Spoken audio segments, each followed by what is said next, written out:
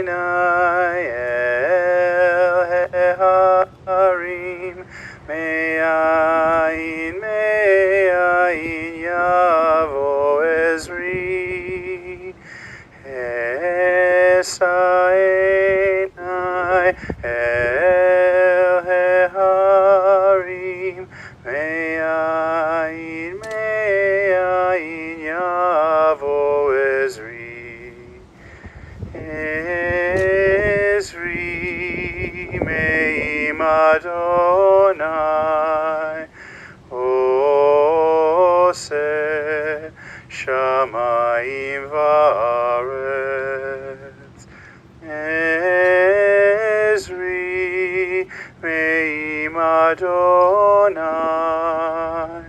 Ose shamayim va'aretz Ha'iten lamod raglecha Hayanum shomrecha Hine lo yanum velo ishan Shomer Yisrael Adonai Shomrecha Adonai Tzilcha Hayad Yeminecha Adonai Shomrecha Adonai Tzilcha Hayad Yeminecha Yomam HaShemesh Lo Yakeka Ve'yareach Balayla Adonai Yishmorcha Mikora Yishmor et nafshecha Adonai Yishmor tzecha Uvoecha me'ata ve'ad olam Adonai Yishmor tzecha Uvoecha me'ata ve'ad olam HaMekomo yavo v'shalom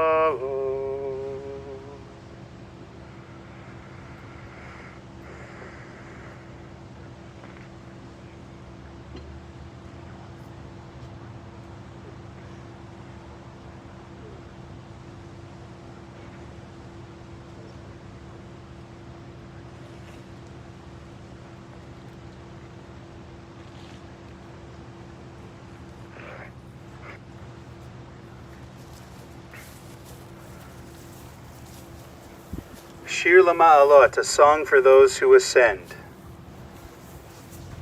I turn my eyes to the mountains. From where will my help come? My help comes from Adonai, from God, maker of heaven and earth. God will not let your foot give way, your guardian will not slumber.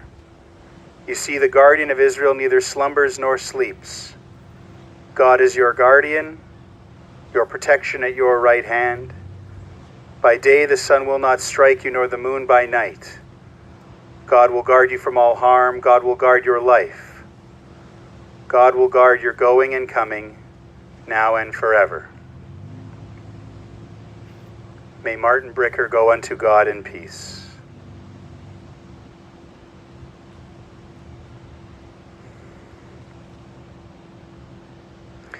Hatzur Tamim Paulo ki chol rachav mishpat el emunah ve'inav el tzadik v'yashar hu. Tzadik atah Adonai la'amidu lahachayot asher biyadcha pigadon kol ruchot chalil lecha zichronenu limchot. V'yihiyu na'einecha barachamim aleinu v'kuchot ki lecha Adon harachamim ve'haslichot. Adonai Natan v'Adonai Lakach, Yehi Shem Adonai Mevorach. V'hu rachum yechaper avon v'lo yashchid, v'hirba la'shiva po v'lo yirko chamato, v'yashov he'afar al ha'aretz she'aya, v'haruach tashuva el Elohim asher netana. The dust returns to the earth as it was, but the spirit returns to God who gave it. May Martin's soul be bound up in the bond of life eternal, and may God send comfort to those who mourn and grant strength to those whose burden is sorrow.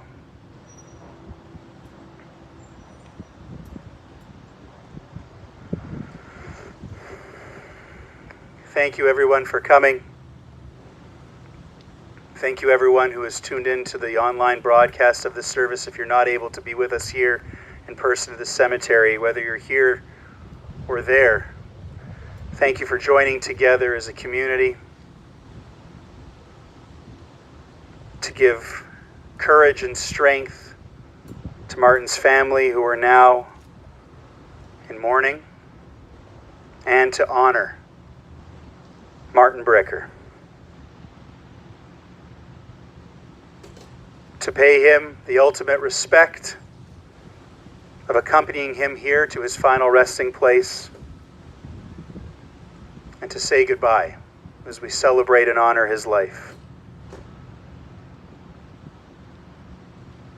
Martin Bricker was Moshe Aharon ben Yitzchak Veleah, by his Hebrew name, the son of Irving and Lucille Bricker, Zichronam Livracha, of blessed memory.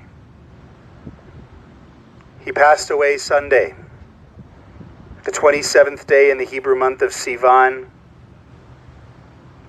after a courageous and difficult fight with cancer. He was just a month and a half shy of his 69th birthday.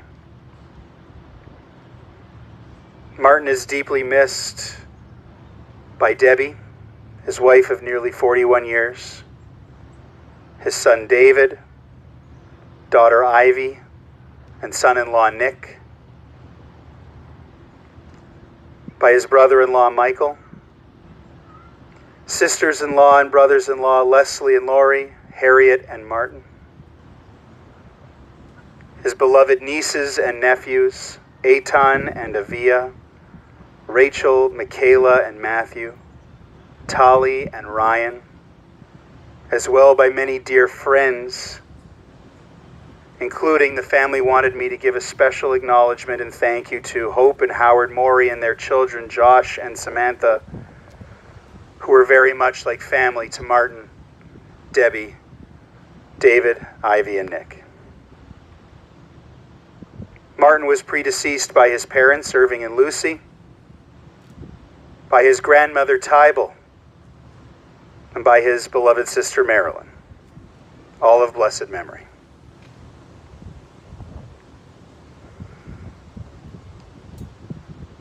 We open with one psalm, and I'm going to chant and recite another psalm, part of the tradition. Familiar words that honor Martin and also connect all of us to thousands of years of Jewish tradition and the eternity of God.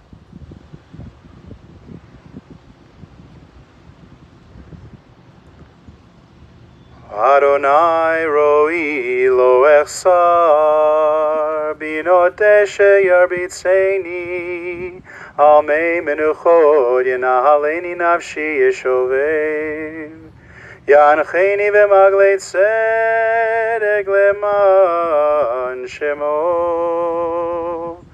gam ki elech begeit tzalma v'lo irara ki ata imadi shivtecha umishantecha hema yenachamuni taroch lefanai shulchan neged sorerai dishantav Hashem en roshi kohosi rivaya ach tov achesed yerdefuni ko yemei chayai beshavti beved Adonai leorech yamim. Psalm of David. Adonai, God is my shepherd, I shall not want. God makes me lie down in green pastures, leads me beside the still waters, and restores my soul. Guides me in straight paths, for that is God's nature. Though I walk through the valley of the shadow of death, I fear no harm, for you are with me. Your rod and your staff, they comfort me. You prepare a banquet for me in the presence of my foes. You anoint my head with oil, my cup overflows. Surely goodness and loving kindness shall follow me all the days of my life, and I shall dwell in the house of God forever.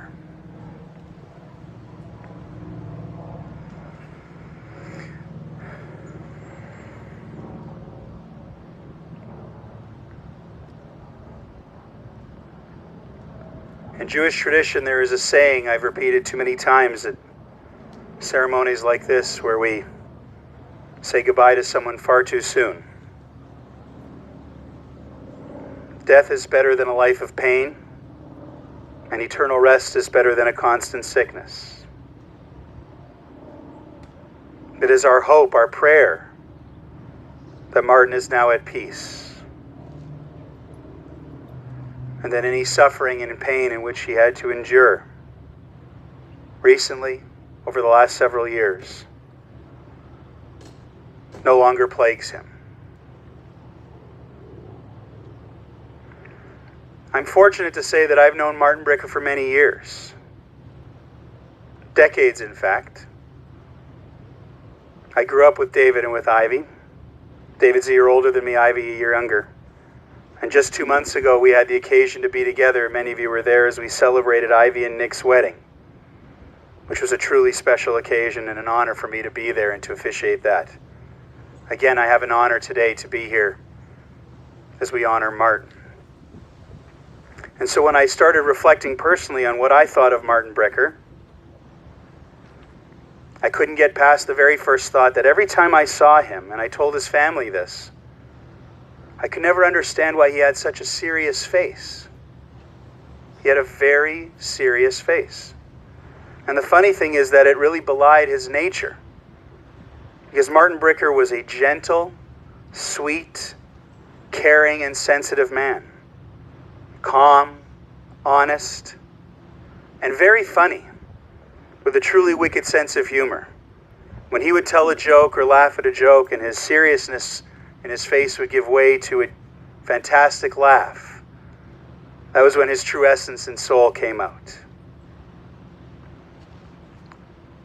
Martin Bricker was famous, as far as his kids were concerned, because whenever they would meet people and introduce themselves and their last name would come up, quite often they'd be met with the question, Bricker, like Martin Bricker? And they would say, yes, that's our dad. And then the response would come, he did my blinds, he did my drapes, he did my house. In fact, one time, Many years ago, when Martin and Debbie were still living north and contemplating their move to the south end, started looking at houses, Martin said to her, "We can stop looking. I've already been in every house in Winnipeg. I've done the drapes. I've done the blinds." Within the Winnipeg Jewish community and truly much of the general community, Martin Bricker was known for his life's work, his labor of love, the family business he and his sister Marilyn worked in and then inherited from their parents and continued to run for 40 years, nearly, with great success, Winnipeg Drapery. Of course, before he could work in the business, he did study sociology in university, dabbled a little bit in education, studied some interior design, but Martin's father, Irving, insisted that he be able to do the work to cut and sew drapes, even if scissors weren't really designed for a lefty like Martin. He learned and quickly developed and honed a keen eye for design, for textiles, for fabrics, for colors. A talent that informed so much of what he did throughout his life. That talent, combined with a terrific attention to detail, a perfectionist attitude, and a truly personable way about him when he met and dealt with clients, made him a standout in his work, and why so many people invited him into their homes and would call him at home whenever they had some kind of blind or drape emergency. I'm not sure what a blind or drape emergency is, but he received a lot of calls at home because of how trusted and respected he was. The truth is, Martin Bricker was a man of many talents, not just in his professional life, in design. For example, his work in the kitchen, at the top of the list. Martin was a tremendous cook and baker. Whether it was his chicken soup, his baked chicken, or one of his many desserts, sponge cake, honey cake, pavlova, any kind of dessert for Passover, he loved when family and friends would come together to eat and he could contribute. In fact, he regularly sent cakes with David and with Ivy to their workplaces over the years. And in 2013, when he was first diagnosed with cancer and had to have a kidney removed, spent some time in the hospital, he brought his own chicken soup with him, which he stored in the fridge in his room so he wouldn't have to endure the food the hospital was going to provide. He was always reading cookbooks, watching cooking shows, learning new recipes, and he loved to share and exchange these recipes with his mother-in-law, Estelle, of blessed memory, with his sisters-in-law, Leslie and Harriet, with his sister Marilyn, with anyone who wanted to cook. Food was very much at the center of Martin's life. Trips to New York, San Francisco, London, Israel, cruises in Europe were always centered around which restaurants needed to be visited and sampled. And family dinners were the most important, often centered around Jewish holidays and the foods that had to go with them. Friday night especially was a time to be at home. Unless, of course, there was some kind of occasion or reason to go out, and then you'd probably see Martin and family at Ray and Jerry's or Bonfire Bistro, where his family would leave and then wonder where Martin was, only to turn and see that he was visiting with every table on his way out, probably because he did all their drapes and blinds. Martin Bricker also had terrific musical talent, which many people may not have known. When he was young, he sang in an all-boys choir and could play piano by ear, often sitting down to play a jingle or a commercial moments after hearing it on TV. Ivy was sharing a story. She remembered coming home one time from school, perhaps, and he was just sitting at the piano playing the theme from Exodus by ear, from memory. Martin's musical talent came from his mother, Lucy, who was a very talented singer and performer in her life. He inherited many things from Lucy, in fact, including a love of fashion and a deep, passionate obsession with cologne. Martin was very much shaped by his upbringing. He was a North Ender who grew up not far from here on Forest Avenue in a home where his maternal grandmother, whom we referenced earlier, Tybal, lived with his parents and him and his sister until she passed when he was a teenager. While Irving and Lucy were busy starting and running Winnipeg Drapery, it was his grandmother, Tybal, who helped raise him. And as a result, Martin's first language was Yiddish. His Yiddish isms and expressions followed him throughout his life. Even Nick has learned a lot of Yiddish, thanks to the strong influence that Martin has had, throwing Yechupitz here and Pipik there. He delighted in telling people that he and his sister Marilyn were the first ESL, English as a Second Language students at Talmud Torah, because they knew Yiddish before they knew English. Jewish education was something that Martin prized. He went to Talmud Torah, as we mentioned, at Joseph Walensky Collegiate, and stayed committed to Jewish education through his whole life, serving as the chair of the Board of Jewish Education at one time, PAC president, and even something I remember when I was in grade 8 and my classmates and I were treated to one of the first trips to Washington and the United States Holocaust Museum by the Asper Foundation. Martin Bricker was one of our chaperones. In fact, Judaism in general played a huge role in Martin's life. He wasn't the most religious person, but he was deeply connected to traditions, to rituals, to holidays, of course to food, to Israel. Never missing synagogue services on Rosh Hashanah and Yom Kippur, lighting candles every Friday night, and encouraging his kids to choose Saturday as a time to get together with friends, Friday night a time for family. Martin was a voracious reader. He was worldly, like an encyclopedia. His knowledge repeatedly and continually impressed his family, his friends. He could converse on a wide range of topics. Never missed the news, and instilled in his children the importance of knowing what was going on in the world. But if there's anything that can truly define a Renaissance man like Martin, it was his love of family. It's something that he and his sister Marilyn learned from their father, Irving, who was a Holocaust survivor.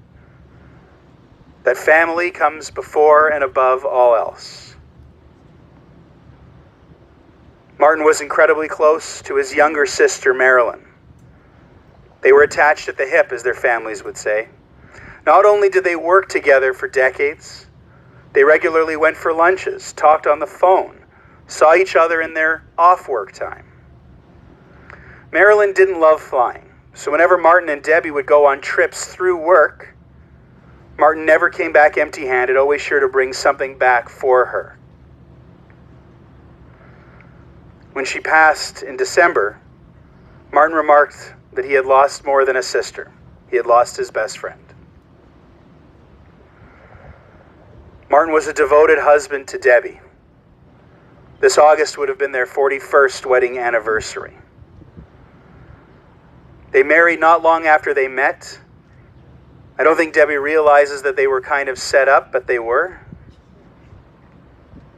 And from the minute that they met, they started building their life together and their family. Debbie calls Martin her soulmate and the love of her life, a wonderful complement and balance to each other's nature. Martin, who always complained of being cold, found great comfort in holding Debbie's hands because, of course, Debbie always complained about being too warm. And then there's Martin Bricker, the father, a truly involved and attentive father. He was the one sitting with his kids doing homework. English homework, Hebrew homework. David told a story that it was the night before a big assignment was due in grade 10, a poetry assignment, and David was completely lost and hadn't done much work, and there was Martin to the rescue, possibly, though not confirmed, rewriting the entire assignment that night before. Ivy also chimed in and said that she's pretty sure her dad was the only person to read her entire thesis because, of course, he proofread every chapter, every word, along with her.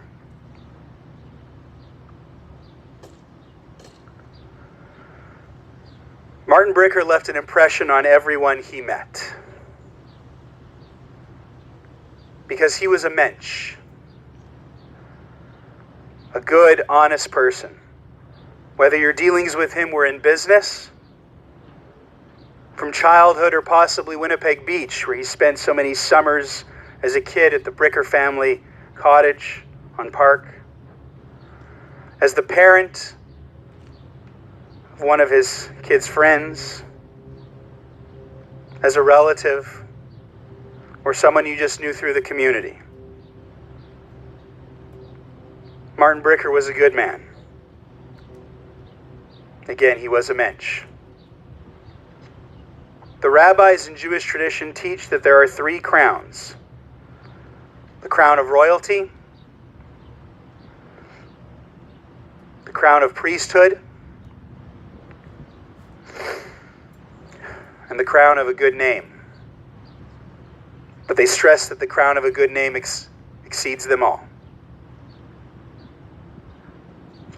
Though he is gone far too soon, Martin Bricker will be forever remembered by the people who knew him for his reputation, for his good name.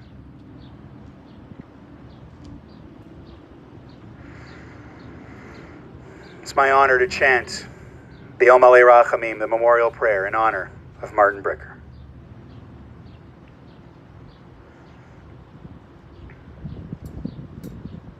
El Malei Rachamim,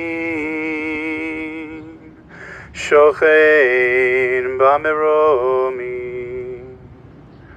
Hamtzei Menucha Nechona.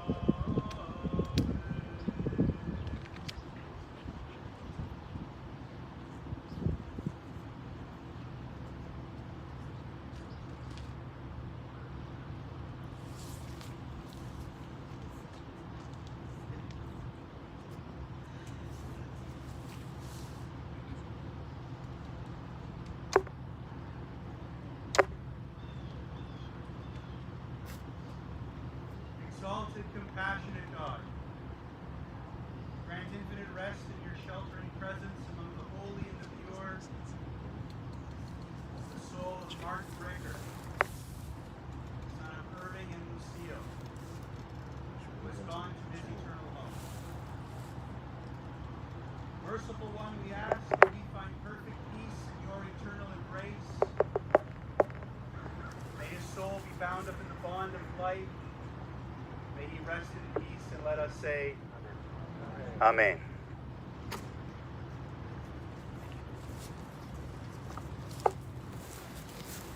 Thank you.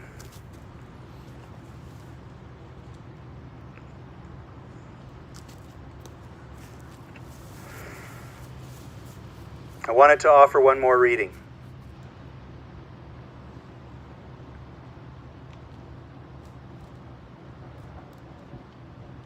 There is no replacing a person of wisdom. There are mines for silver and places where gold is refined. Iron is taken from the earth and copper is smelted from the rock. But where can wisdom be found? And where is the source of understanding? There is no replacing a person of wisdom.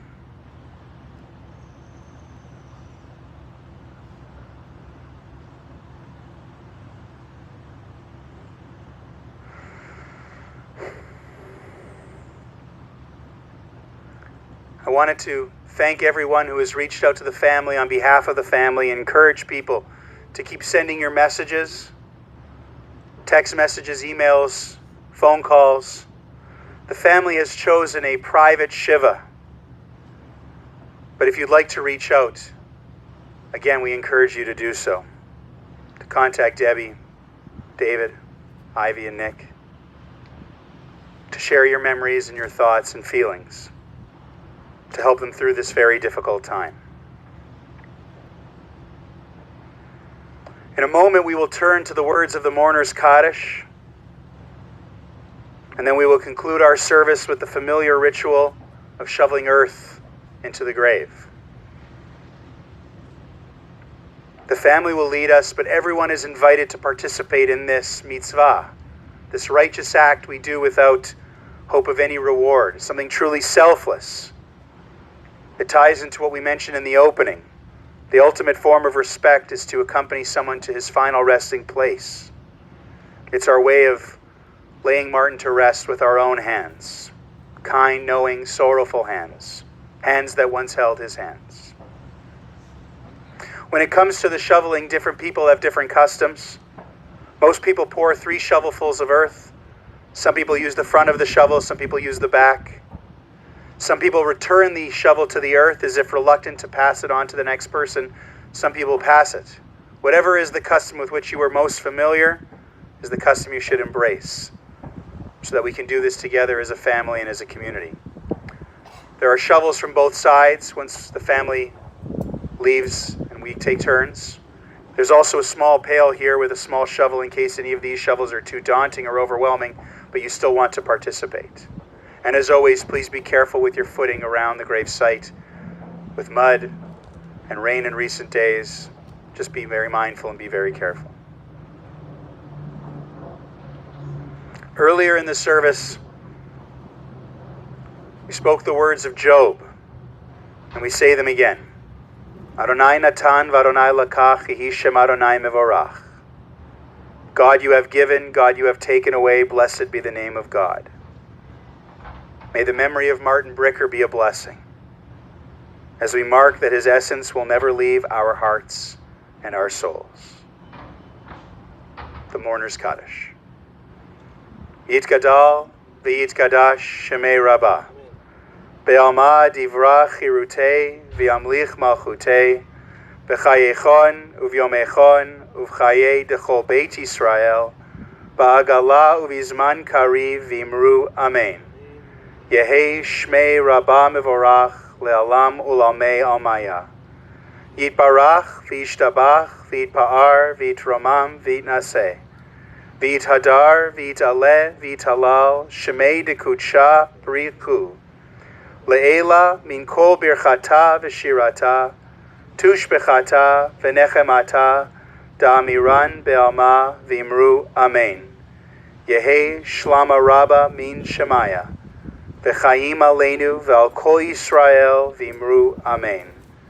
Oseh shalom bimromav, hu ya'aseh shalom aleinu v'al kol Yisrael v'imru amen. May the one who creates peace and harmony on high bring peace and harmony to us, to all Israel, and to all humanity, as again we say, amen. To the family we offer the traditional words, Hamakom yinachem etchem betoch sha'ara ve'elei Tzion v'Yerushalayim. May you be comforted and consoled May God comfort and console you among those who are or who have ever been in mourning in our community. I thank you again to everyone for being here and everyone for tuning in. The family asks that I mention that if anyone is interested in offering tzedakah, making a donation, a charitable donation in Martin's memory, to consider making a donation to Cancer Care Manitoba or to the Shaarey Zedek Synagogue. And again, a thank you to everyone for being here together. I now invite the family to lead us.